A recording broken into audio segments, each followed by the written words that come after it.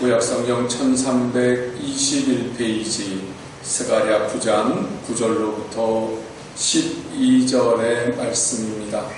이 계시의 말씀을 한 절씩 교독으로 받들어 읽겠습니다. 시온에 따라 크게 기뻐할지어다. 예루살렘에 따라 즐거이 부를지어다. 보라, 내 왕이 내게 임하시나니 그는 공의로우시며 구원을 베푸시며 겸손하여서 나귀를 타시나니 나귀의 작은 것 곧 나귀 새끼이니라. 내가 내 하나님의 경고와 예루살렘의 말을 끊겠고 전쟁하는 칼도 끊으리니 그가 이방 사람에게 평을 전할 것이요 그의 통치는 바다에서 바다까지 이르고 유브라데 강에서 땅끝까지 이르리라. 또 너로 말할진대 내 언약의 피로 말미암아 내가 네 갇힌 자들을 물없는 구덩이에서 놓았나니 갇혀 있사 소망을 품은 자가 너희는 모세로 돌아올지니라. 내가 오늘도 이르노라. 내가 네게 박수하리라 부를 것이다. 아멘. 우리 서로 좌우 옆으로 인사를 나누시겠습니다. 예수님 닮으셨습니다. 예수님 닮으셨습니다. 예, 서로 축복을 나누시겠습니다. 당신은 하나님의 복덩이십니다. 네, 당신은 하나님의 복덩이십니다. 이제 주님 앞에 한번 고백하겠습니다. 예수님으로 만족합니다. 예수님으로 만족합니다. 예, 진심으로 주님 앞에 소망을 두시고 주님이 주시는 소망으로 말미암아 이 땅을 사는 동안 예수님의 다스리심과 또 주시는 축복과 은혜 가운데서 천국의 길을 걸어가시게 되기를 주님의 이름으로 간절히 축원합니다. 이 세상에 고통스러운 팬데믹이 지나갔다고는 말을 하지만 사실상 팬데믹이 오면서 많은 사람들에게서 소망을 빼앗아 가고요. 우리들에게 참 사는 것이 무엇인가 라고 하는 것에 대해서 다시 한번 생각하게 한 것이 이번 코로나 사태였던 것 같아요. 그런데 팬데믹은 끝났다고 말은 하지만 아직도 우크라이나와 러시아의 전쟁은 계속되고 있어서 전 세계의 전쟁의 공포나 경제적인 어려움은 여전히 가중되고 있고요.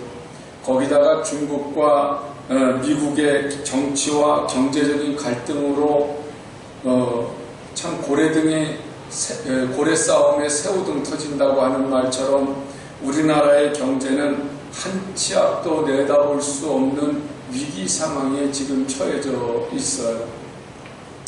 거기다가 지도자들이 4분 5열 되어서 정말 하나가 되어도 지금 이길 수 있을까, 또 헤쳐나갈 수 있을까, 그냥 두려운 마음이 있는 이 시대에 여는 여대로, 야는 야대로, 4분은 열대고 서로 헐뜯는 이런 와중 속에 국민들이 두려워하고 염려하는 것은 뭐 말할 것도 없지요.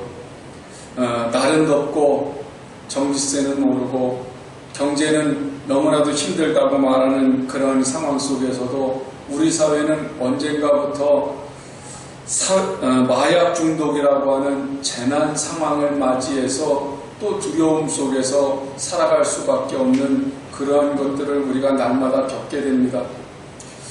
지난 작년 마약 사범만 하더라도요 18,395명이 있었답니다.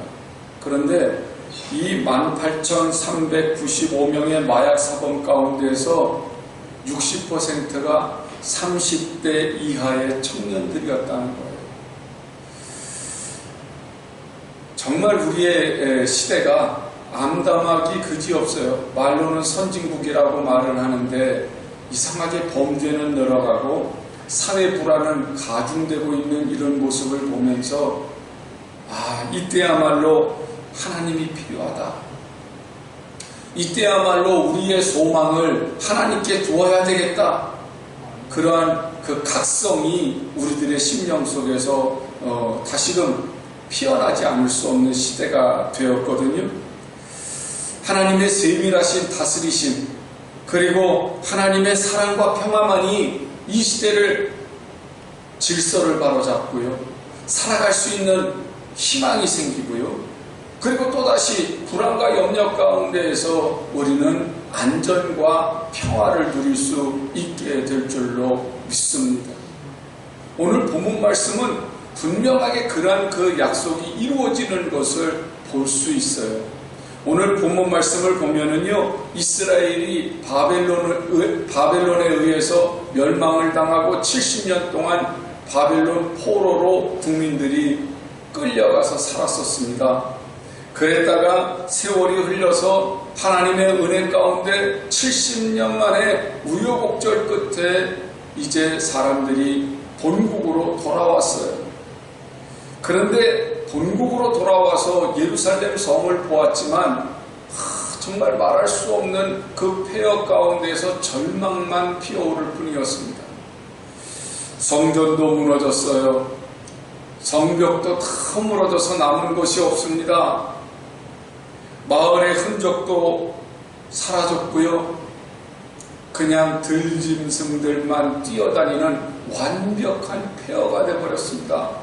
그도 그럴 것이 70년 만에 돌아왔으니 그 땅이 얼마나 폐허가 됐겠어요. 완벽하게 폐허가 된 그 상황 속에서 지도자들은 어떻게 해야 될지를 몰라서 우왕좌왕하고요, 지도자들을 바라보면서 소망을 가졌던 이스라엘 백성들 역시도 이제 그 지도자들이 우왕좌왕하는 모습에 무기력함에 빠지고 절망에 빠져버릴 수밖에 없는 그런 상황 속으로 이제 어찌할 수 없는 그러한 그 낭망을 가지고 있었던 거죠. 과연 이 나라를 세울 수 있을까?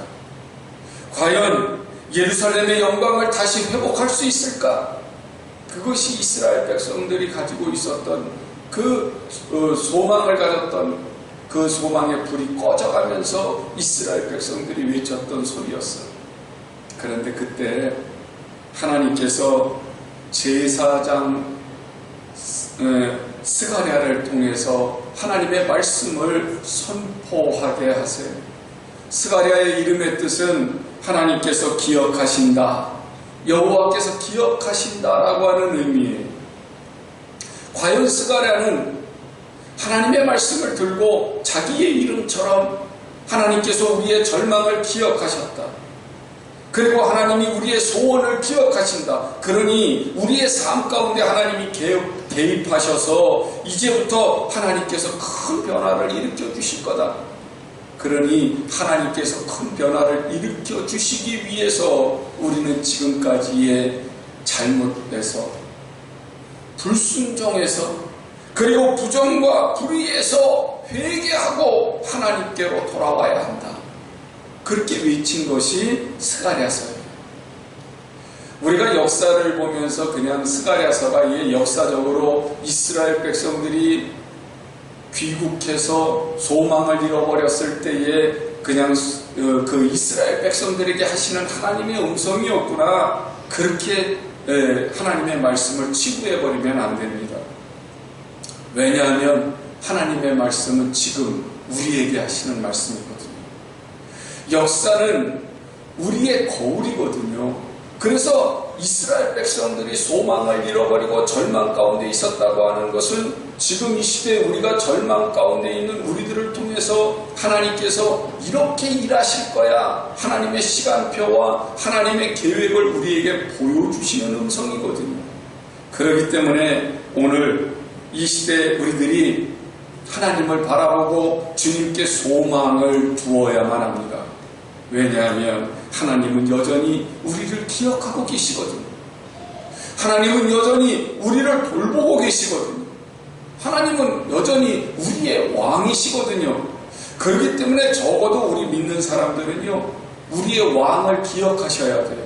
이 시대를 바라보고 좌절하고 낙심하고 절망할 것이 아니라 우리에게 왕이 계신다, 우리를 다스리시는 분이 계신다, 우리를 보호하고 계시는 분이 계시다라고 하는 사실을 믿고 하나님께 소망을 두셔야 될 줄로 믿습니다.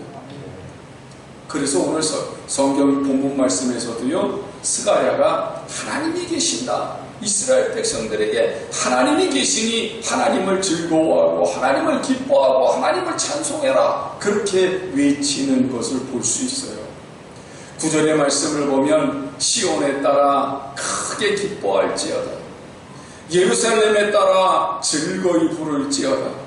보라, 내 왕이 내게 임하시나니 그는 공의로우시며 구원을 베푸시며 겸손하셔서 나귀를 타시나니 나귀의 작은 것 곧 나귀 새끼니라, 그렇게 말씀을 하거든요.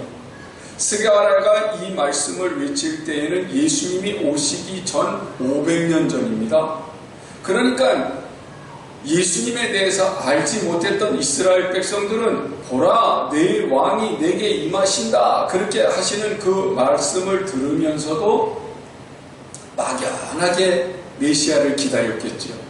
막연하게 왕을 기다렸을 겁니다. 언제 왕이 오십니까? 언제 그 왕이 오셔서 우리를 다시 회복시켜 주실 겁니까? 그리고서 그 메시아를 기다렸을 거예요. 그런데 여러분과 저는 우리의 왕이 오신 거 아시잖아요. 마태복음에 보면 사도 마태는 예수님께서 나귀 새끼를 타고 예루살렘에 입성하셨을 때에 오늘 이 본문 말씀을 인용을 해서 예수님께서 우리의 왕이시다 선포하거든요. 나귀 새끼를 타고 예루살렘에 올라오시는 저분이 우리의 왕이시다. 사랑하는 여러분, 예수님이 우리의 왕이신 것을 믿으십니까? 그러면 우리 예수님을 영접하십시오. 예수님은 죄와 저주로부터 우리를 자유하게 해주시기 위해서 제사장으로 오셨어요. 율법으로부터 우리를 자유하게 해주시기 위해서 선지자로 오셨어요. 그리고 마귀의 억압과 마귀의 다스림 속에서 우리를 구원하시기 위해서 우리의 왕으로 오셨어요. 여러분, 예수님이 세상에 오시기 전에는 우리를 다스리고 있었던 것이 마귀였잖아요. 마귀는 우리에게 죄를 짓게 해요. 왜요? 죽을까?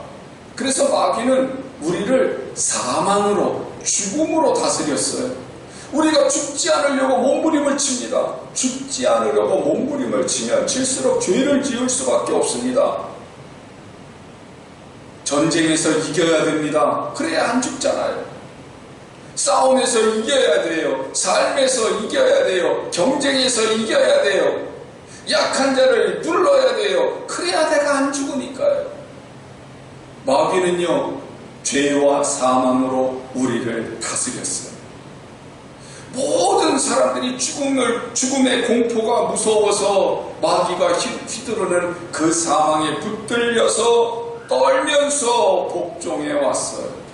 어느 누구도 마귀가 휘두르는 이 사망의 칼에서 벗어날 수가 없었어요. 그런데 예수님이 오셨어요.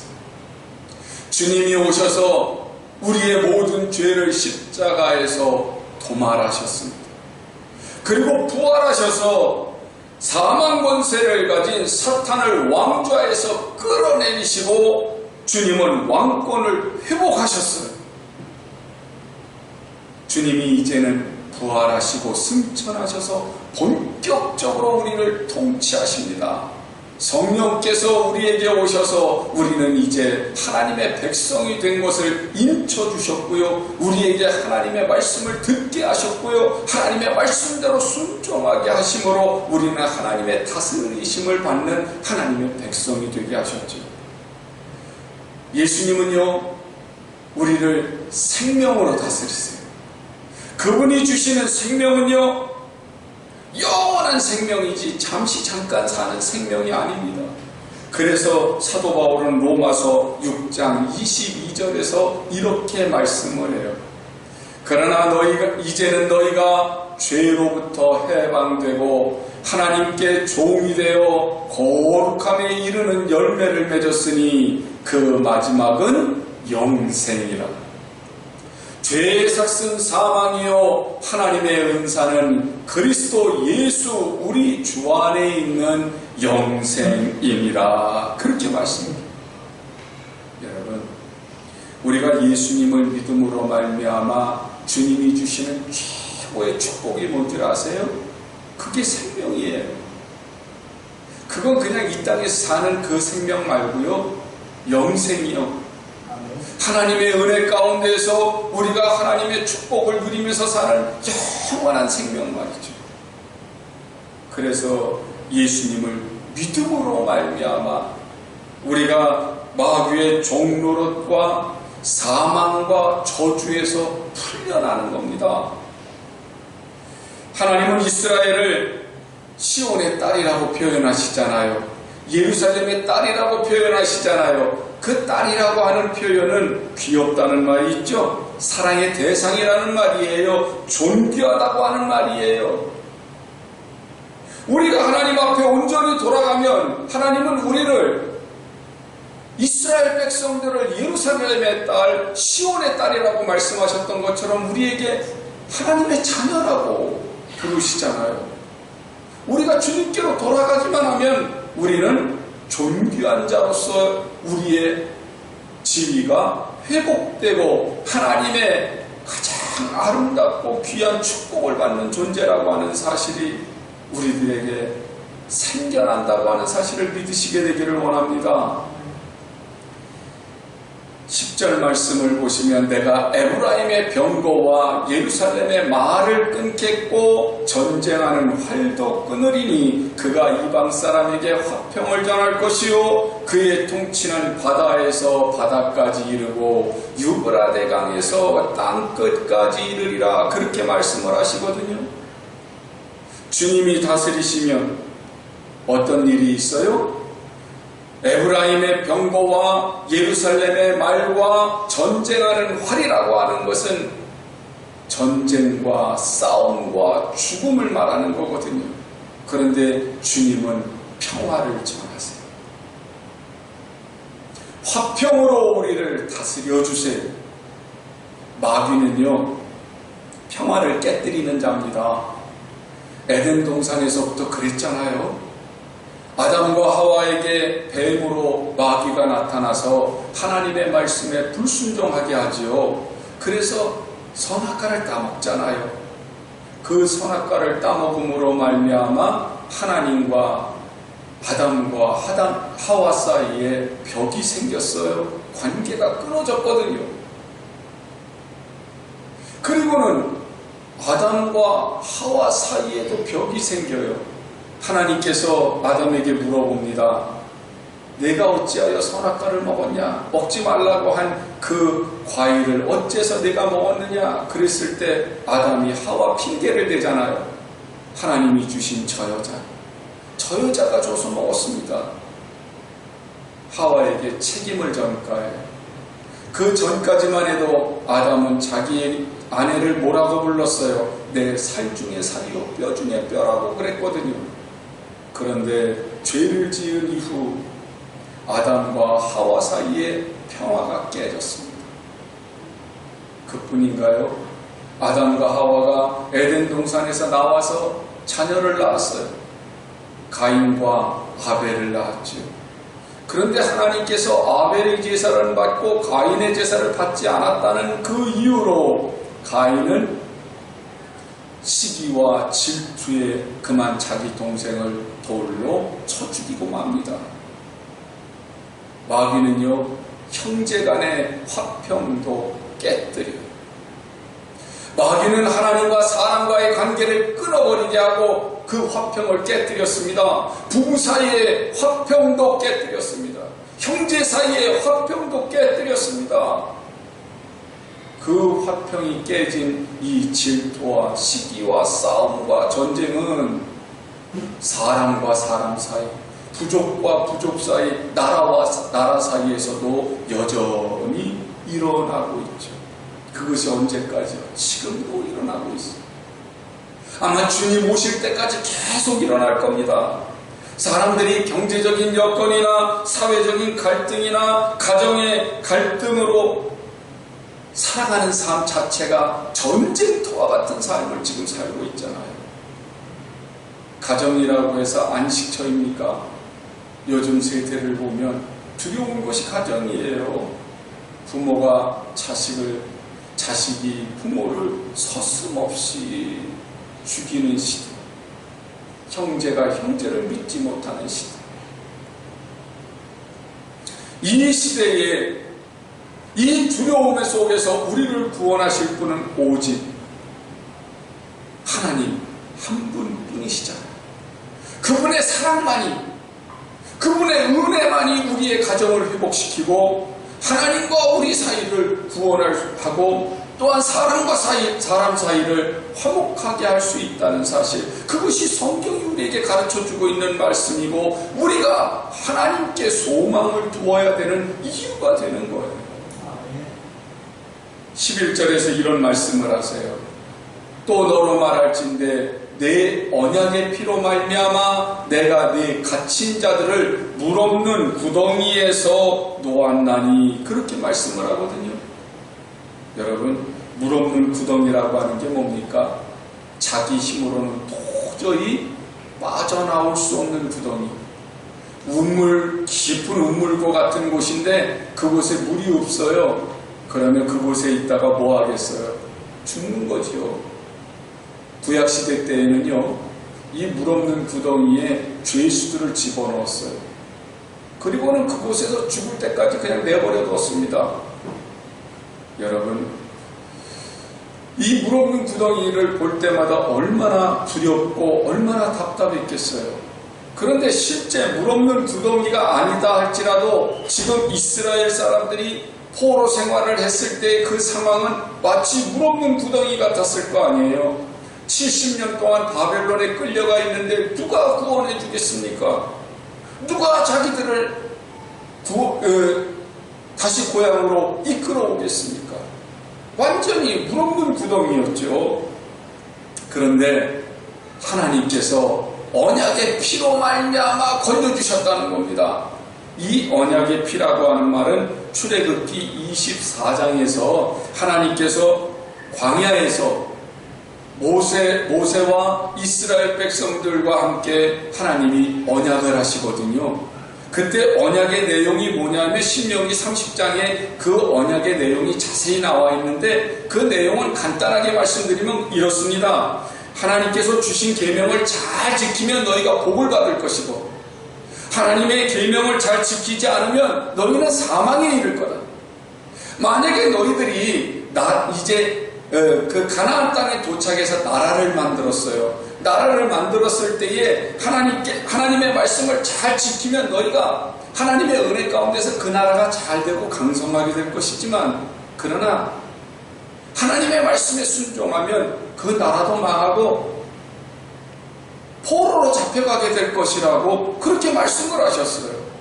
그 말씀대로 이스라엘 백성들이 하나님의 말씀을 불순종하고요, 하나님의 법에서 하나님의 규례에서 어긋나니까 나라가 과연 멸망했잖아요. 그리고 바벨론으로 포로로 잡혀가서 70년을 살았어요. 그게 하나님과의 언약 때문이었어요. 근데 하나님은 그때 그 하나님의 언약의 피, 그 언약의 피를 기억하셔서 하나님은 바벨론 느부갓네살에 의해서 포로로 잡혀갔던 이 이스라엘 백성들을 바벨론을 멸망시킨 페르시아의 고레스 왕에 의해서 다시 고향으로 돌아오게 하셨다는 겁니다. 하나님은 그 언약을 잊어버리지 않으셨다는 거예요. 그러면서 이 언약의 피가 누구의 피를 의미하는 거냐? 바로 예수님의 피를 의미한다고 하는 사실을 우리에게 가르쳐주고 계시는 거죠. 그냥 역사적으로 이스라엘을 구원한 그 얘기를 하신 것이 아니라 죄에서 우리를 구원하시는 하나님의 그 사건을 바로 이스라엘의 역사를 통해서 우리에게 보여주신 거예요. 그래서 예수님은 마태복음 26장 28절에서 제자들에게 성찬식을 행하실 때에 이렇게 말씀을 합니다. 잔을 제자들에게 나누어 주시면서 이것은 죄사함을 얻게 하려고 많은 사람을 위하여 흘리는 바 나의 피 곧 언약의 피니라, 그렇게 말씀을 하십니다. 그러니까 바벨론이라고 하는 곳은 사탄이 지배했던 세상, 사탄이 지배하는 죄를 의미하는 거잖아요. 이스라엘 백성들을 다시 구원하신다고 하는 것은 그냥 하나님의 언약이 아니라 언약의 피로 맺은 약속이라는 거죠. 그 언약의 피가 예수님의 피였던 거예요. 그러면 예수님의 피는 어떤 피예요? 언약의 피니까요. 출애굽기 24장에서 하나님과 이스라엘 백성들이 언약을 맺을 때 하나님의 말씀에 순종하고 계명을 잘 지키면 복을 준다고 하셨던 것처럼 이 신약에서 예수님의 언약의 피는 어떤 것이에요? 예수님께 돌아오면, 예수님을 믿으면, 예수님을 영접하면 너희가 구원을 얻게 될 것이고, 하나님의 계명을 어기고 하나님의 말씀에 불순종하면 너희가 멸망하게 될 거다라고 언약하신 것처럼 예수님을 믿지 않으면 어떻게 되는 거예요? 사망으로 가는 거예요. 그러니 이제는 예수님을 믿는다, 믿지 않는다라고 하는 그 문제는 내가 죽는다, 사는가의 문제예요. 물 없는 구덩이라고 하는 것, 오늘 우리가 그 처지에 빠진 거 아닙니까? 물 없는 구덩이는 사방이 다 막혀 있습니다. 물 없는 구덩이는 갈급한 곳입니다. 배고픈 곳입니다. 소망이 없는 곳입니다. 그런데 한번 생각해 보실까요? 물 없는 구덩이, 죽음의 권세가 나를 꽉 잡고 있는 곳이에요. 사방이 막힌 곳이에요. 구원자가 아니면 구원받을 수 없는 곳이에요. 그런데 열려있는 곳이 한 곳 있어요. 어디예요? 하늘이죠. 하늘은 열려있어요. 우리가 믿음의 눈을 떠서 위를 바라보고 하나님을 바라보면 우리에게 소망이 있어요. 그러나 이 물 없는 구덩이에서 사방을 바라보고 내 처지와 환경을 바라보면 죽음이에요. 하나님을 바라보고 주님 앞에 우리의 간절함을 아릴 때 우리는 소망이 있습니다. 그래서 주님이 소망이에요. 그래서 하나님이 소망이에요. 세상에 헛된 모든 소망, 이 물 없는 구덩이와 같은 곳에서 어떤 소망을 찾으려고 하지 마시고 나에게 생명줄을 내려주실 주님에게 소망을 거시게 되기를 원합니다. 이게 우리의 믿음이에요. 이 시대의 모든 아픔을 치료하고 이 시대의 모든 갈등을 치료하고 이 시대의 전쟁과 싸움을 그치게 하실 분, 그분은 바로 오직 예수님밖에 없는 거예요. 에베소서에서 사도 바울은 분명하게 얘기를 합니다. 또 십자가로 이 둘을 한 몸으로 하나님과 화목하게 하려 하심이라. 원수된 것을 십자가로 소멸하시고 또 오셔서 먼데 있는 너희에게 평안을 전하시고 가까운 데 있는 자들에게 평안을 전하셨다. 그렇게 선포하거든요. 이 십자가가 둘을 한 몸으로 이루셨다고 하는 것은 하나님과 인간을 화목하게 하셨다는 거예요. 먼데 있는 너희에게 평안을요, 이 먼데 있는 자는 이방인들을 말하는 것이고요, 가까운 데 있는 자들에게 평안을, 이 가까운 데 있는 자들은 이스라엘 사람들을 말하는 거예요. 그러니까 사람과 사람 사이에도 화목하게 하시고 평안을 이루게 하신 것이 누구다? 주님이시다.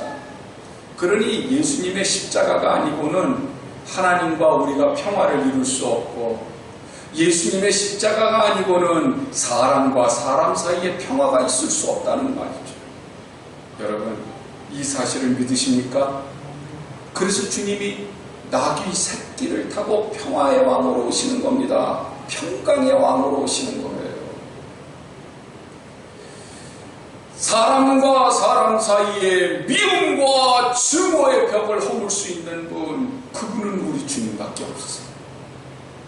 하나님과 우리 사이에 죄로 가로막혀져 있는 아주 죽음으로 끌어갈 수밖에 없는 이 벽을 허물 수 있는 분, 그분은 우리 주님밖에 없었습니다.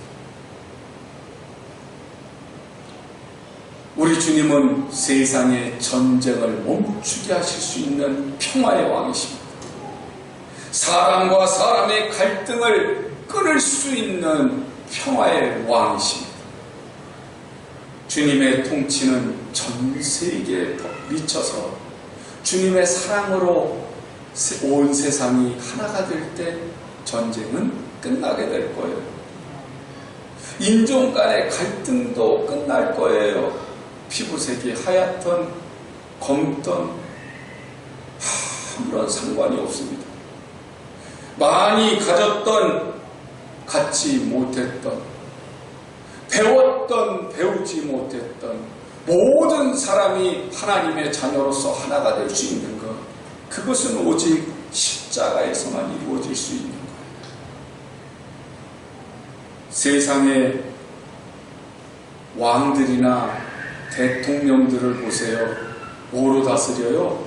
법으로 다스리잖아요. 심판으로 다스리잖아요. 권력으로 다스리잖아요. 그러나 우리 주님은요, 은혜와 진리로 다스리세요. 나라와 나라 사이의 전쟁이나 다툼도, 사회 각계각층의 차별과 갈등도, 부모 세대와 자녀 세대의 세대 갈등이나 가정의 문제도 오직 예수님의 사랑만이 해결할 수 있습니다. 12절 본문 말씀을 보시면, 갇혀 있으나 소망을 품은 자들아 너희는 요새로 돌아올지니라. 내가 오늘도 이르노라. 내가 네게 갑절이나 갚을 것이라. 그러세요. 비록 우리가 세상을 삽니다. 육신의 삶을 살기 때문에 우리가 이 세상에서 갇혀 있는 것 같아요. 그러나 여러분, 우리가 주님을 우리의 왕으로 삼으시고 우리가 주님 앞에 소망을 둔다고 한다면 주님은 우리의 요새가 되어주시는 줄로 믿습니다. 요새가 뭐하는 곳이에요? 우리를 보호하시는 곳이잖아요.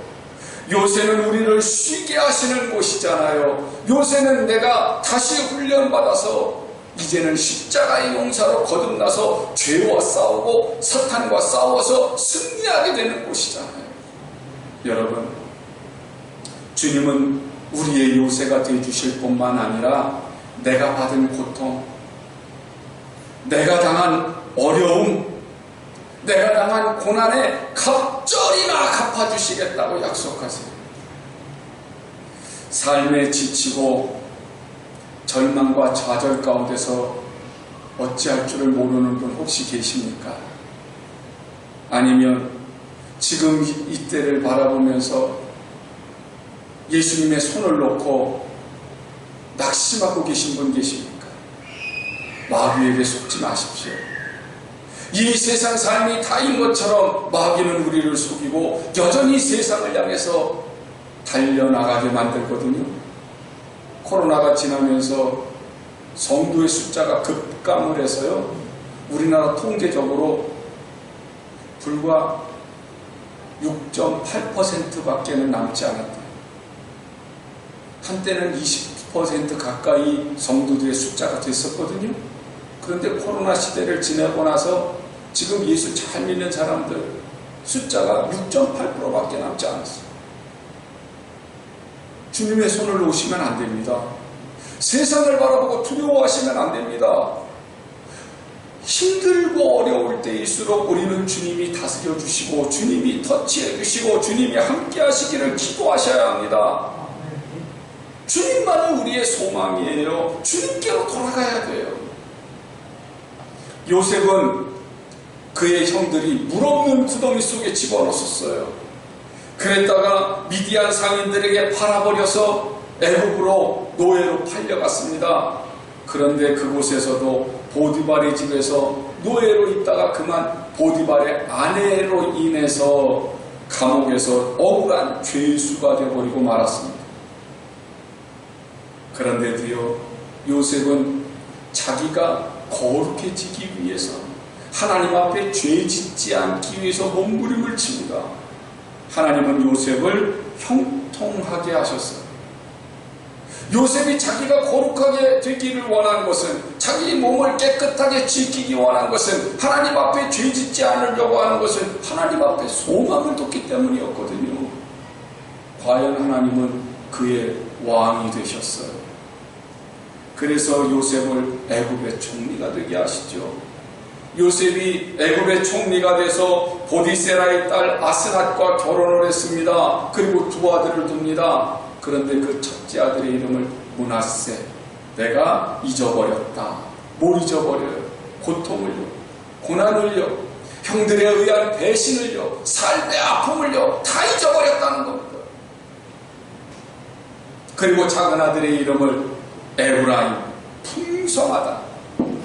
내 삶은 풍성하다. 내 삶은 하나님의 은혜로 가득 차 있다. 그런 의미로 에브라임이라고 지요. 우리 한번 생각해 보세요. 제가 지금까지 이렇게 좀 살면서 이렇게 많은 분들을 만나보면 보통 대부분의 사람들이 자기 인생을 말씀하실 때 억울한 걸 많이 말씀하세요. 힘들었던 거, 가난했던 거, 혹은 배신당했던 거, 가슴 아팠던 거, 그런 거 많이 말씀하시더라고요. 주로 많은 분들이 뭐라고 얘기하면 내 얘기를 책으로 쓰면요 30권은 될 거예요. 대부분 그렇게 말씀하시는 분들이 많더라고요. 근데 그 30권을 채울 수 있는 얘기들이 다 뭐예요? 억울했던 거, 아버지한테서 차별받았던 거, 친구들이나 이웃들에게서 억울한 일 당하고, 형제들에게서 아픔 당했던 거, 살면서 힘들었던 거, 그런 얘기들이잖아요. 여러분, 이제 우리는 그런 거 쓰지 말자고요. 요셉을 보세요. 요셉은 다 잊어버렸다. 형들이 나를 판 거 다 잊어버렸어. 그리고 뭐만 기억해요? 에브라임, 하나님이 나를 풍성하게 해주신 거, 하나님이 나와 함께 하신 거, 하나님이 나에게 은혜를 베풀어 주신 거. 그랬더니 요셉이 마음의 상처를 다 치료받은 다음에요, 형들을 만났을 때도 뭐라고 해요? 형님들 걱정하지 마세요. 하나님께서 당신들을 위해서 나를 먼저 애굽으로 보내셨습니다. 그러면서 자기 형들과 자기 형들의 자녀들을 다 돌볼 것을 약속해 주는 것을 봐요. 여러분, 이것이 주님께 소망을 둔 사람이에요. 우리의 인생이 물론 억울한 거 있으신 거 압니다. 불평스러운 거 알아요. 아프신 거 알아요. 힘드신 거 알아요.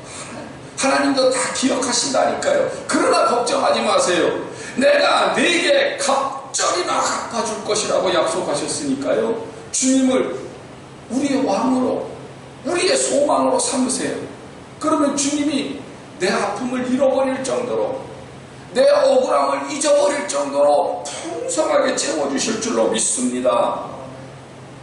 그래서 우리는 주님을 즐거워하고 기뻐하고 찬송할 수밖에 없는, 우리의 인생의 책을 만약에 쓴다고 하면 우리는 감사한 것, 기쁜 것, 즐거운 것만 가득히 쓸 수 있게 될 줄로 믿습니다.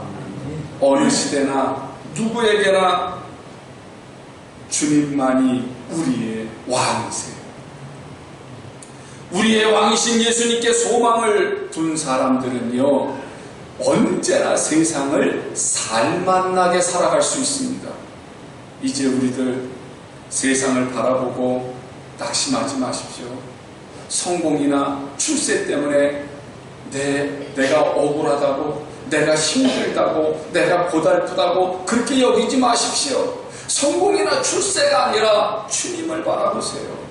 주님을 바라보고 주님께 소망을 두시고 주님이 주시는 은혜만 헤아려 보시면, 여러분, 예수님은 우리가 죄와 심판과 고통까지도 다 잊어버릴 수 있도록 풍성하게 완벽하게 회복시켜 주시고 채워주시는 좋으신 분이라는 사실을 누리실 수 있게 될 줄로 믿습니다.